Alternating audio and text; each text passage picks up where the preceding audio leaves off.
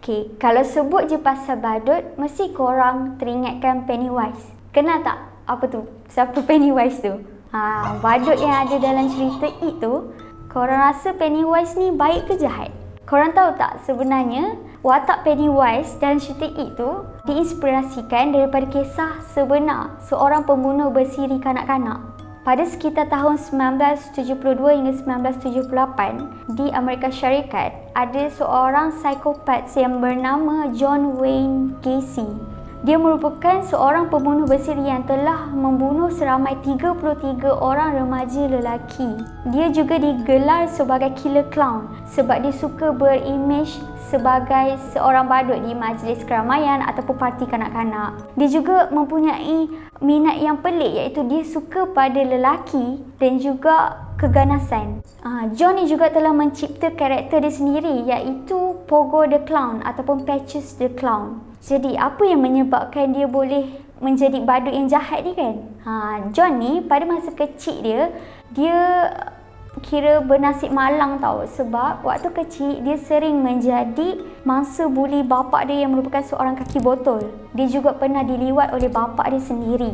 Kiranya zaman kanak-kanak dia tak seperti orang lain. Dia mempunyai pengalaman hidup yang suram dan sadis. Diringkaskan cerita, John ni dia pernah berkahwin tapi gagal. Dia bercerai dan puncanya adalah disebabkan oleh dia sendiri. Dia terlibat dalam kes penderaan seksual sampailah dia kena penjara. 3 tahun kemudian dia berkahwin lagi sekali untuk kali kedua, tapi gagal juga. Kali ini dia bercerai susulan pengakuan dia terhadap isteri dia yang dia ni seorang bisexual. Walaupun zaman kanak-kanak dia tak bahagia macam orang lain, tapi dia lebih suka untuk menjadi seorang penghibur. Dia juga pernah mendapat pengiktirafan dalam karier dia. Buktinya dia pernah diberikan kepercayaan untuk urus 3 cawangan KFC milik bapa mentua dia. Selain gemar libatkan diri dalam aktiviti kejiranan dan badan kebajikan amal, dia juga gemar berpolitik. Tapi siapa sangka di balik takbir, John yang bertopengkan badut ni merupakan seorang pembunuh bersiri yang kejam. Cara dia buat jenayah tu, dia akan dapatkan kepercayaan mangsa sepenuhnya. Dia juga telah mengubah ruang bawah tanah rumah dia menjadi tempat pesta untuk menarik perhatian remaja lelaki. Apa yang dia buat, dia tawarkan arak dan juga seks percuma. Kemudian tangan mangsa akan diikat sebelum mulut disumbat dengan kain. Mangsa John ni berumur 14 hingga 21 tahun dan merupakan seorang lelaki. Dia minat pada orang lelaki je, dia tak minat perempuan. Tak tahulah kenapa kan. Hampir semua mayat ataupun mangsa-mangsa yang dibunuh ni disimpan di bawah rumah dia, dan kalau dah penuh dah tak muat, dia akan campak ke dalam sungai. Mangsa terawal yang dibunuh adalah seorang budak lelaki berumur 16 tahun disebabkan oleh salah faham. Inilah yang menjadi punca utama kenapa dia start nak jadi pembunuh berantai ni. Masa berpesta, budak lelaki ni sedang memasak dekat rumah. Yang silapnya, budak lelaki ni dia pegang pisau sambil kejutkan John yang tengah tidur dekat dalam bilik. John bangun, dia salah faham. Dia ingat budak lelaki ni ada niat tak baik terhadap dia. Jadi dia pun bunuh budak lelaki tu. Dia tikam di dada bertubi-tubi sampailah budak tu mati.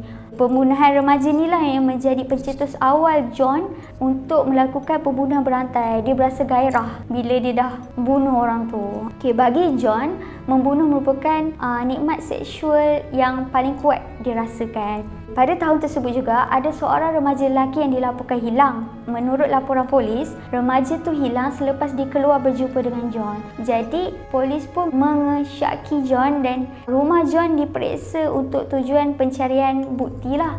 Hasil dia, polis jumpa barang-barang bukti penting dan barang-barang termasuklah barang peribadi milik mangsa. Dekat situlah terbongkarnya segala jenayah dia tu. Penemuan paling mengejutkan adalah polis menjumpai kubur manusia dekat bawah rumah dia. Masa itulah terbongkar semuanya.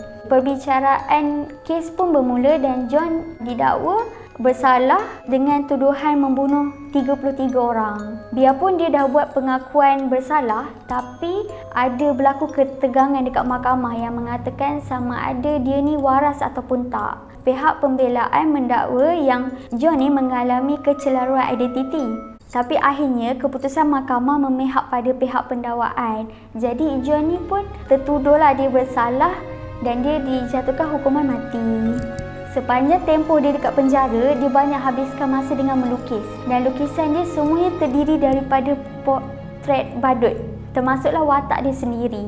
Potret-potret lukisan dia tu akan dipamerkan dan dilelong. Dan apa yang menariknya, lukisan dia tu akan dibeli oleh anggota keluarga mangsa tu sendiri semata-mata untuk dibakar. Disebabkan kes ni lah, pandangan orang ramai terhadap badut dipandang serong. Badut akan disamakan dengan entiti jahat. Padahal kan badut ni sebenarnya dicipta untuk dijadikan sebagai penghibur.